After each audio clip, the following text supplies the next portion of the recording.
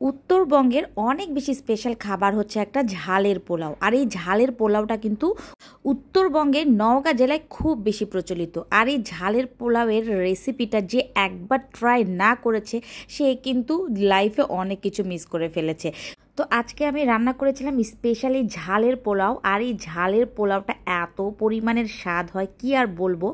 যারা ভোজন রসিক আছেন তাদের জন্য তো এটা একেবারে 16 আনায় পরিপূর্ণ।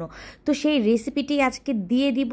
আশা করি ভিডিওটি দেখে রেসিপিটি দেখে একদম হুবহু শিখে নেবেন আর বাসাতে অবশ্যই ট্রাই করবেন।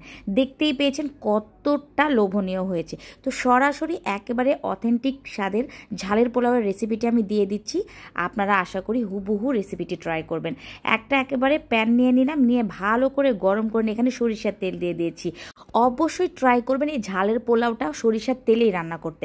তারপরে এখানে আমি পরিমাণ মতো পেঁয়াজ কুচি দিয়ে দিয়েছি। বলতে গেলে এখানে প্রায় 2 কাপের মতো পেঁয়াজ কুচি হবে। আজকে আমি একেবারে সম্পূর্ণ একটা দেশি মুরগি দিয়ে 3 পট চালের ঝালের পোলাও রান্না করব। তো সেই মেজারমেন্টে কিন্তু সব মশলাগুলো দিয়েছি। আর এখন আমি দিয়ে দিলাম হচ্ছে একদম ছেঁচে নেওয়া রসুন। এখানে আমি 4টা দেশি রসুনের সব কোয়া নিয়ে নিয়েছি, সেগুলো একটু হামালদাস্তাতে ছেঁচে নিয়েছি। তো সেটা দিয়ে দিলাম। তারপর আমি এখানে দিয়ে দিলাম হচ্ছে শুকনা মরিচ 3টা, তারপর দিয়ে দিলাম হচ্ছে দারুচিনি, তারপর দিয়ে দিলাম বড় কালো এলাচ 2টা, দিয়ে দিলাম হচ্ছে 4টা তেজপাতা, তারপর দিয়ে দিলাম হচ্ছে ছোট এলাচ, তারপর দিয়ে দিলাম হচ্ছে 6-7 টুকরা লবঙ্গ, 8-10 টুকরা হচ্ছে গোলমরিচ। আমি যে মশলাগুলো দিয়েছি এগুলো কিন্তু সব পারফেক্টভাবে দিতে হবে। আর এই মশলাগুলো না দিলে কিন্তু আপনি ঝালের পোলাওয়ের অথেন্টিক স্বাদটা পাবেন না। তো সব কিছু একটু তেলে ভাজতে আছি। জালটা কিন্তু একদম মিডিয়াম আর লো হিটের মাঝামাঝি একটা পর্যায়ে রেখেছি। আর ভাজতে ভাজতে আমি সব মশলাগুলো দিচ্ছি। এর মধ্যে দিয়ে দিলাম হচ্ছে কাঁচামরিচও, কিন্তু কাঁচামরিচ দিয়েছি প্রায় 10 থেকে 12টা। মানে ঝালের পোলাও কিন্তু অবশ্যই একটু ঝাল ঝাল হতে হবে। তাই বলে আবার এত বেশি ঝাল না যে সবাই খেতে পারবে না। আসলে এই পোলাওটা কিন্তু সবাই খেতে পারবে, সেরকমই ঝালের এটা মেজারমেন্ট দিয়ে দিলাম। আমি এখানে দিয়ে দিলাম হচ্ছে 2 চা চামচ একদম আদা বাটা, আর দিয়ে দিয়েছি 2 চা চামচের মতো জিরা বাটা। অবশ্যই বাটা মশলাগুলো দিলে কিন্তু স্বাদটা বেশি আসবে। তো সেই জন্য কিন্তু আমি জিরার বাটাটাও দিয়ে দিয়েছি আর আদা বাটা দিয়ে দিয়েছি। তারপর আমি এখানে পরিমাণ মতো লবণ দিয়ে দিলাম। লবণ কিন্তু পরবর্তীতে আমি আবারও দেবো যখন আমি এখানে চাল অ্যাড করব। তো এখন মশলাগুলো খুব সুন্দরভাবে দেখেন একদম তেলে ভাজা করে ভেজে নিয়েছি।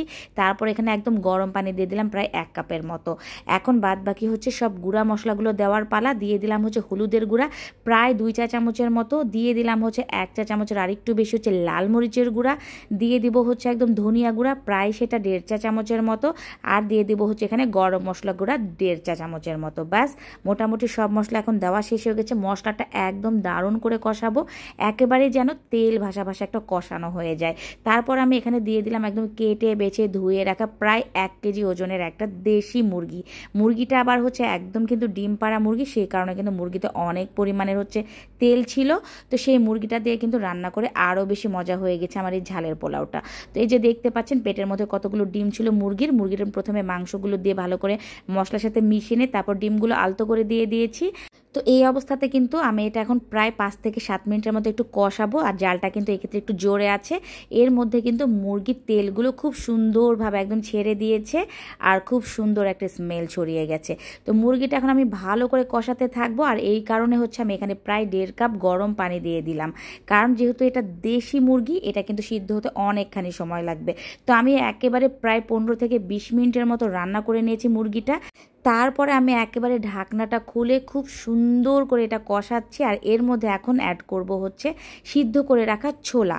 ছোলার পরিমাণ বলতে গেলে এখানে সিদ্ধ হওয়া ছোলা প্রায় হবে 1.5 কাপের মতো। আমি সেই পরিমাণে ছোলাটা দিয়ে দিয়েছি। আর অবশ্যই কিন্তু ঝালের পোলাওয়ে ছোলা দিতেই হবে। তো ছোলা দিয়ে এখন আমি আরও প্রায় 5 থেকে 7 মিনিটের মতো মাংসটা রান্না করে নিব।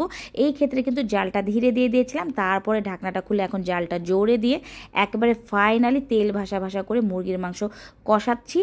আর এই কষানোতেই কিন্তু মুরগির মাংস একদম প্রায় সিদ্ধই হয়ে গেছে। এখন আমি দিয়ে দিলাম এখানে হচ্ছে চিনি গুঁড়ার চাল। আমি পোলাওয়ের চালটাই ব্যবহার করেছি। এখানে আপনারা চাইলে বাসমতি চালও ব্যবহার করতে পারেন, অথবা আপনারা ভাতের চালও কিন্তু ব্যবহার করতে পারেন।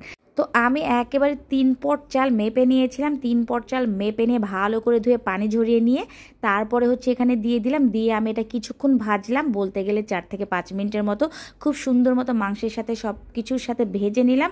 দিয়ে এখানে একেবারে আমি পরিমাণ মতো গরম পানি দিয়ে দিয়েছি। আমি গরম পানিটা আন্দাজ মতো দিয়েছি। মেজারমেন্ট বলতে গেলে আমি এখানে প্রায় 6 কাপ থেকে আর একটু পরিমাণে বেশি গরম পানি দিয়ে দিয়েছি। ব্যাস গরম পানি দিয়ে আমি এটা কিছুক্ষণ নেড়েচেড়ে যখন চালটা মোটামুটি 60 to 70% রান্না হয়ে গেছে আর এর মধ্যে কিন্তু কতগুলো পানি টেনে নিয়েছে, তো সেখানে একটু লবণটা চেক করে নিয়ে আমি লবণ দিয়ে তারপরে এটা একেবারে দমে দিয়ে দিব, বলতে গেলে একদম 10 থেকে 12 মিনিটের মতো। মাঝখানে শুধু আমি যে একবার খুলে এভাবে একটু উল্টে পাল্টে দিব যেন নিচের ভাতগুলো উপরে চলে আসে আর উপরের হালকা হালকা যে সিদ্ধ হওয়া বাকি আছে সেই চালগুলো যেন নিচে চলে যায়। আর এভাবেই কিন্তু দম দিতে হয়, পারফেক্টভাবে দম দিতে পারলে কিন্তু একদম পারফেক্টভাবে ঝরঝরে একটা পোলাও পাবেন। আবার এরকম ঝালের পোলাও হলে তো কোনো কথাই থাকবে না। ঝালের পোলাওটা দেখতেই পাচ্ছেন কতটা পারফেক্ট হয়েছে, একদম অথেন্টিক স্বাদের নওগাঁয়ের ফেমাস খাবার হচ্ছে ঝালের পোলাও। সেই ঝালের পোলাও রেসিপিটা আমি দিয়ে দিলাম। আশা করি আপনাদের অনেক বেশি ভালো লেগেছে। আর বাসাতে কিন্তু দেরি করবেন না, অবশ্যই রেসিপিটি দেখার সাথে সাথে ট্রাই করবেন আর আমাকে অবশ্যই কমেন্ট করে জানাবেন। আমরা তো অনেক বেশি পছন্দ করি এইরকম ঝালের পোলাও, স্পেশালি আমার বড়মশাইয়ের খুব বেশি পছন্দের একটা খাবার। তো আপনাদেরও কিন্তু অনেক বেশি পছন্দের হয়ে যাবে আমি শিওর, যদি একবার এভাবে ট্রাই করেন।